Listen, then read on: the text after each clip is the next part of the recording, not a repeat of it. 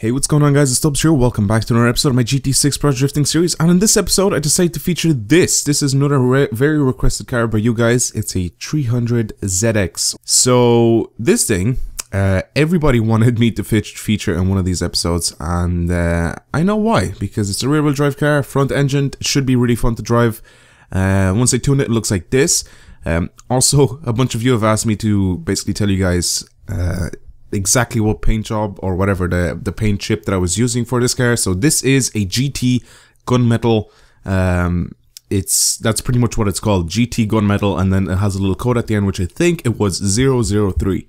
So for anybody that has that paint, you can use it. It's sort of really dark in color, but then it has like this purple tint to it, and I think it looks very good, especially on this car with the grey wheels, 5-spoke wheels. I think it looks just brilliant. I have the exact same wheels. I think this car looks the exact same in Gran Turismo 5 as it does in Gran Turismo 6. Well, my personal car basically. But anyway, let's get on with the setup. The setup has, as you can see, has 666 brake horsepower and 1,208 kilos.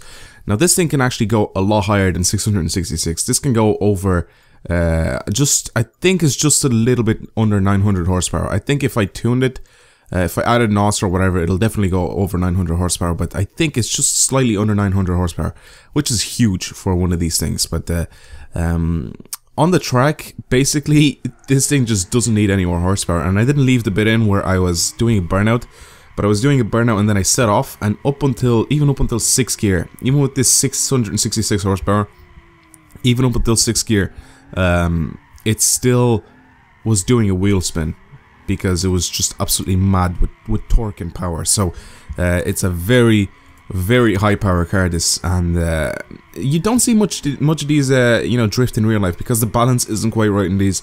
You have to do a bunch of work to actually get these to drift. I don't know what the reason is exactly for not seeing this in real life, as actual drift cars, but in game it's all right.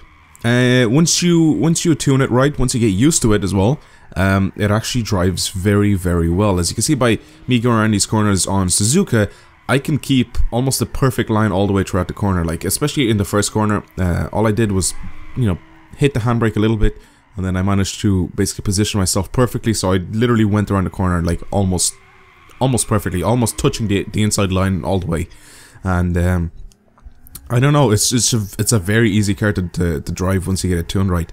But then again, the majority of the cars that I tune are pretty much the exact same. Once you tune it right, you can drift them perfectly. So there's really not much else I can say about this car. It's very good. I don't know why I don't see it more often with people drifting, but I guess, I don't know. Anyway, if you guys still have any suggestions on cars for me to use in Project Drifting episodes, especially since this is Project Drifting week, leave your suggestions down in the comments below, because as you can see, I am using your guys' suggestions. Plus I also have tomorrow's video planned with another car that a lot of you want me to do. But yeah, that's pretty much it for me. Hopefully you guys have enjoyed this video.